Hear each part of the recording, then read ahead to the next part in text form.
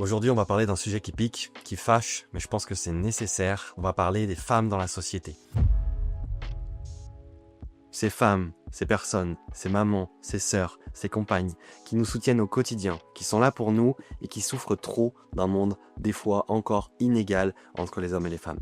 C'est quelque chose en tant qu'homme que je me sens responsable pour essayer de pouvoir éduquer les gens et agir vraiment. Je connais pas une femme autour de moi qui m'a pas déjà raconté qu'elle s'est fait abuser par un homme, que ce soit verbalement ou physiquement, des violences au quotidien, et que ça se répète. C'est un vrai problème dans nos sociétés parce que souvent on accuse les femmes alors qu'au final ça serait aux hommes d'essayer d'être plus responsables. Souvent quand on est un homme, on peut se sentir supérieur, on se sent plus puissant et on croit qu'on est tout permis. On se permet des abus, qu'ils se soient conscients ou inconscients, auprès des femmes et ça peut causer des traumatismes et beaucoup de séquelles. C'est un sujet très sérieux et vraiment j'incite tout le monde à essayer d'être attentif là-dessus. Le problème des fois c'est qu'on vit dans une société où il y a encore des rapports de force et du coup certains hommes ne sont pas assez éduqués et pensent encore que ce sont les rois du monde. Du coup aujourd'hui je vous propose de voir comment on peut s'éduquer, comment on peut prendre conscience de tout ça pour essayer d'avancer vers plus d'égalité entre les hommes et les femmes, pour que chacun se sente respecté, inclus et en sécurité dans notre société.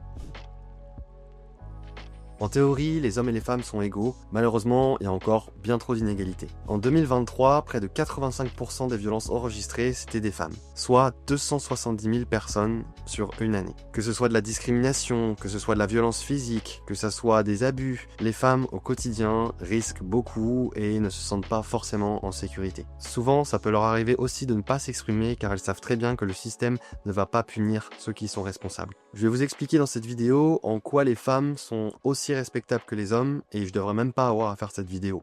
Pour moi, c'est normal et j'espère que ça fera résonner en vous toutes ces valeurs qui pour moi sont fondamentales.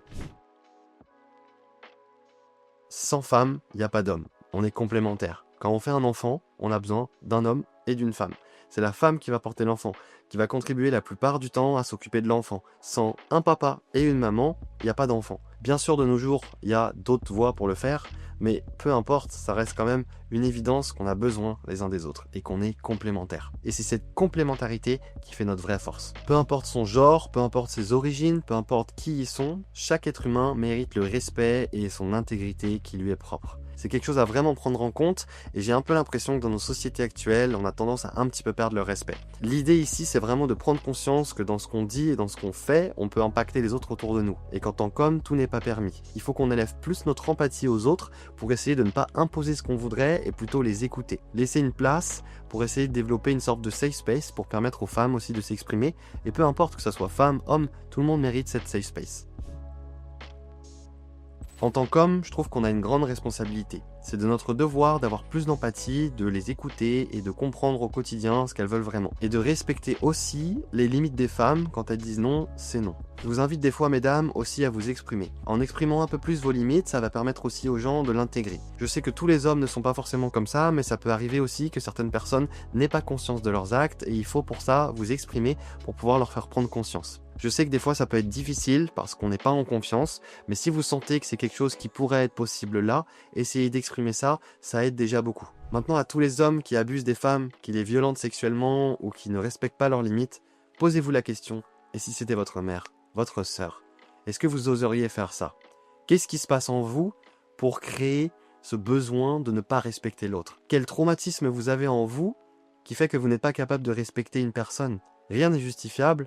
Et je vous invite à vous remettre en question, parce que le respect commence par le respect des autres. Vous avez compris. C'est quelque chose conscient qu'il faut qu'on effectue au quotidien, car en 2025, c'est plus possible d'entendre encore des histoires horribles qui me débectent et me dégoûtent de l'humain, surtout des hommes. Parce que je pense qu'en tant qu'homme, on doit montrer l'exemple et que c'est à nous de respecter encore plus les autres. Il faut essayer de déconstruire les clichés. Que l'homme est fort et que la femme est faible, que l'homme est au travail et que la femme est à la maison. Toutes ces croyances, ça va limiter les femmes et ça va aussi les empêcher de se lancer des fois dans leurs ambitions. En tant qu'homme, la meilleure chose qu'on puisse faire, c'est essayer d'écouter, d'essayer d'être plus attentif et de développer un peu plus ce côté sensible qu'on a en nous, qu'on n'ait même plus besoin de faire ce genre de vidéo. C'est un débat qui est central de nos jours, c'est pourquoi je vous invite, les femmes et toute personne qui ne s'identifie pas en tant qu'homme, à essayer de vous exprimer, à clamer votre singularité en n'ayant pas peur du regard des autres. C'est en vous assumant aussi et en exprimant vos propres limites que vous allez aussi imposer le respect en dehors. Et pour finir, en ce qui concerne les abus et les agressions, c'est notre responsabilité à tous d'être des citoyens. Si vous voyez quelqu'un dans la rue qui se fait agresser, si vous voyez quelqu'un qui a pas l'air bien, qui demande de l'aide, ne passez pas à côté sans regarder, agissez.